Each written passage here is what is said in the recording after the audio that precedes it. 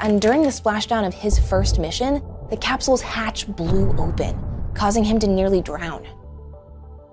The senior pilot was Ed White, who was the first American to conduct a spacewalk during Project Gemini.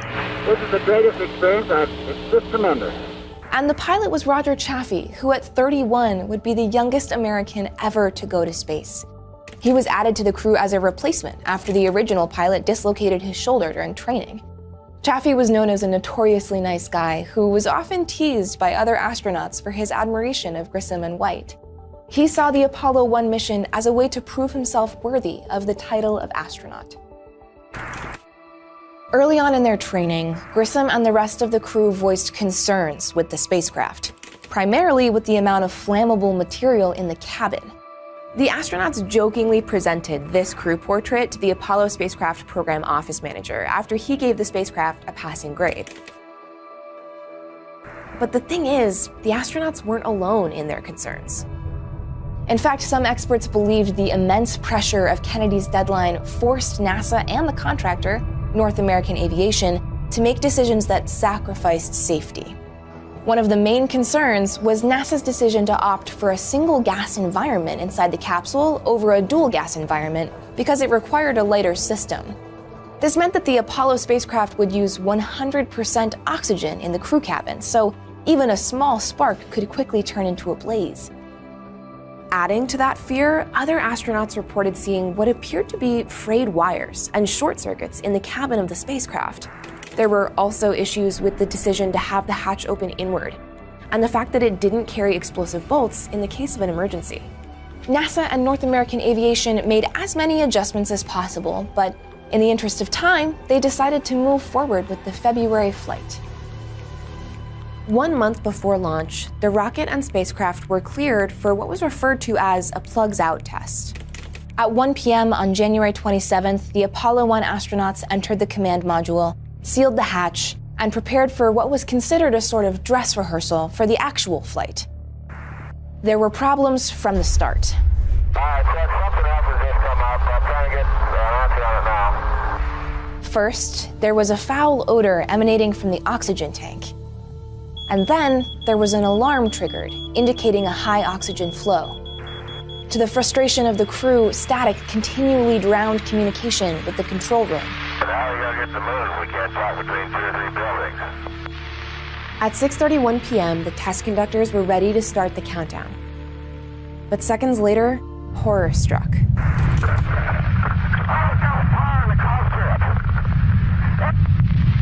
A flash fire ripped through the spacecraft.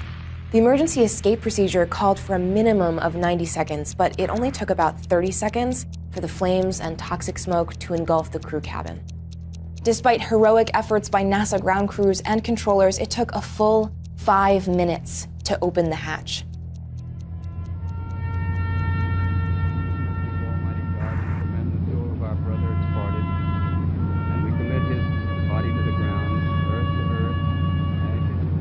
The deaths of Grissom, White, and Chaffee were a shocking wake-up call that caused many to question President Kennedy's deadline to put a man on the moon.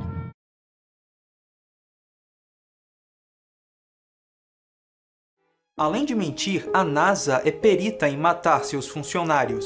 Entre os anos de 64 e 67, 10 astronautas das Apolos morreram, o que representa cerca de 15% do corpo de astronautas da NASA na época. Um dos acidentes mais conhecidos foi o da Apollo 1. Ouça os últimos momentos dos astronautas da Apollo 1.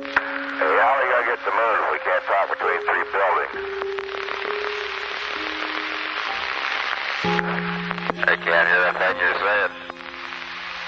Jesus Christ. Again?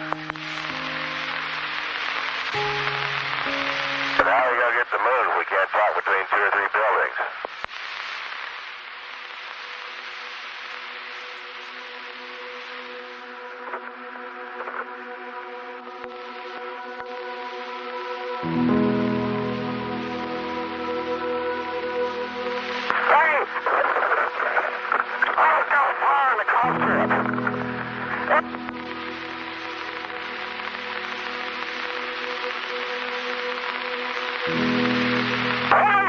Fire!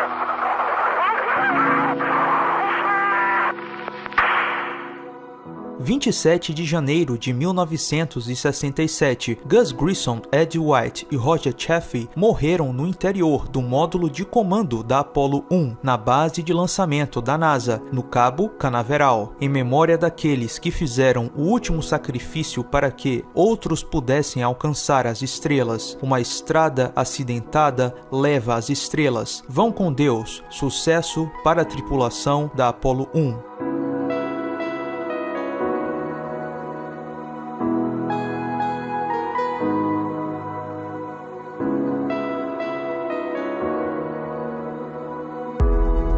Parabéns, NASA! Você conseguiu destruir 3 lindas famílias.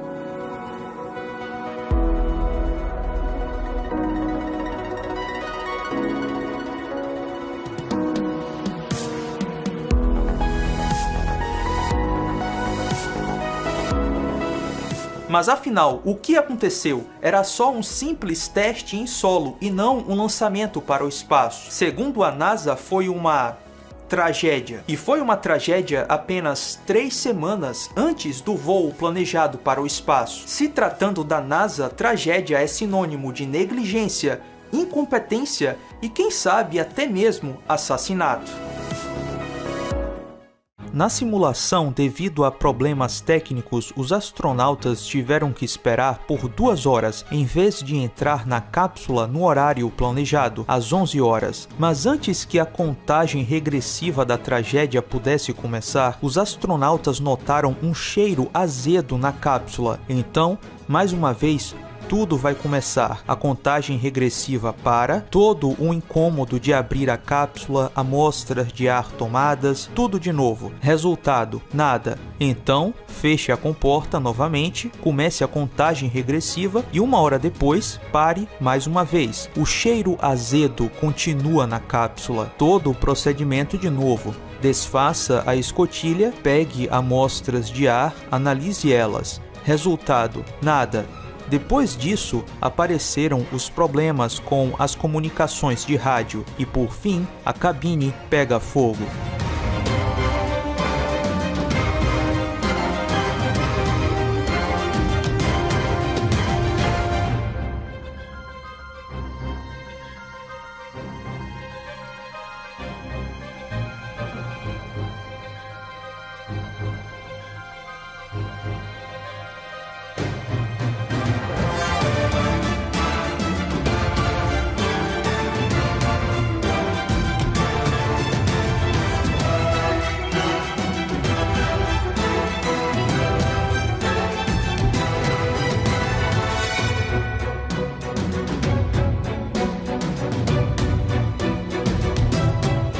Como esses astronautas chegariam ao espaço apenas 3 semanas depois dessa simulação desastrosa? 3 semanas, cara! E pior, como eles iriam à Lua com essa engenhoca? Conforme as palavras de Grissom, como vamos à Lua se não conseguimos nem falar entre 2 prédios? O que a NASA faria com uma espaçonave Apollo que ainda tinha uma lista de pelo menos 20.000 defeitos em dezembro de 1966? A construção da espaçonave Apollo era um pesadelo técnico, diziam os especialistas. O crítico da NASA, Eric Berghaus, considerou que, apesar do trabalho de alguns dos melhores engenheiros e cientistas e de um orçamento quase sem fim, a NASA havia produzido um veículo cujos componentes eram ultrapassados. Isso quase soa como se Apollo nunca tivesse apta para o uso no espaço. E Grissom criticou isso, inclusive na frente da imprensa. Em uma entrevista, ele descreveu a nave Apollo como um balde de parafusos. Esse homem era engenheiro aeronáutico e piloto de testes. Estava dando nos nervos de todo mundo.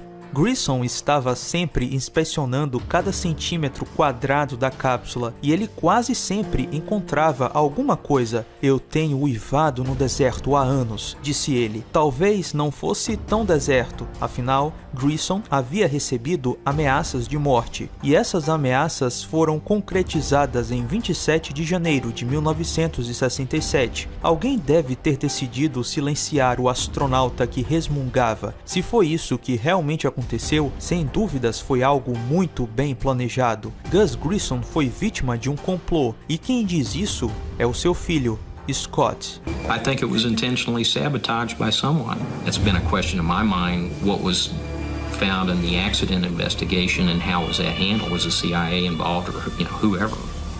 But it was done intentionally. Grissom não pôde ser o primeiro homem a pisar na Lua, afinal, ele morreu antes da Apollo 11. Gus Grissom, o astronauta representante da América, estava se tornando uma inimizade da NASA, sua empregadora. Pode até se dizer que ele era o homem mais odiado da NASA. Afinal, ele simplesmente se recusava a participar de toda a confusão envolvendo a lendária nave Apollo. Em sua opinião, a Apollo, a terceira e supostamente a melhor nave espacial da NASA depois da Mercury e da Gemini, era simplesmente um monte de sucata velha. E ele disse isso publicamente. Muitas coisas não estão em ordem com essa espaçonave. Ele disse certa vez, não é tão boa quanto as que voamos antes. Sério? A espaçonave Apollo que iria levar um americano à Lua antes do final da década de 60 não era tão boa quanto as naves anteriores que só conseguiam fazer no máximo algumas órbitas na Terra? Nossa!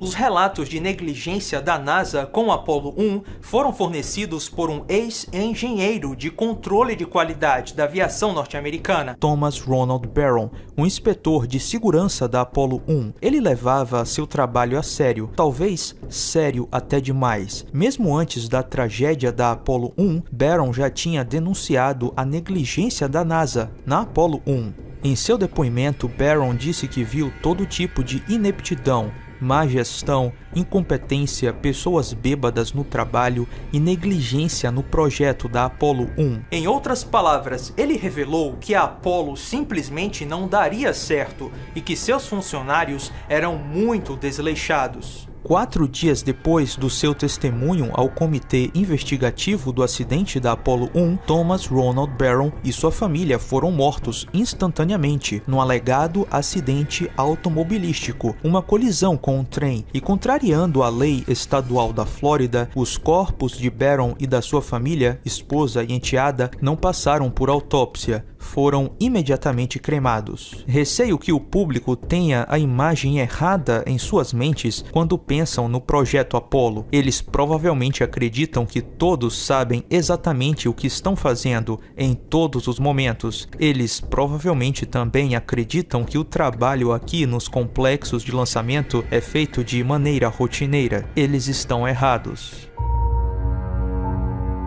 Perante o Congresso, em 21 de abril de 1967, Barron disse que os astronautas levaram muito mais tempo para morrer do que foi dito pela NASA. Os astronautas relataram uma fumaça 10 a 12 minutos antes da cápsula pegar fogo. 10 minutos seria tempo suficiente para interromper o teste e abrir a cápsula rapidamente. E outro funcionário da aviação norte-americana, Al Hamburg, disse a Barron que os astronautas tinham lutado por uns 5 minutos para tirar a cobertura desastrosa. Em outras palavras, os astronautas não ficaram inconscientes depois de alguns segundos do incêndio, como dito pela NASA.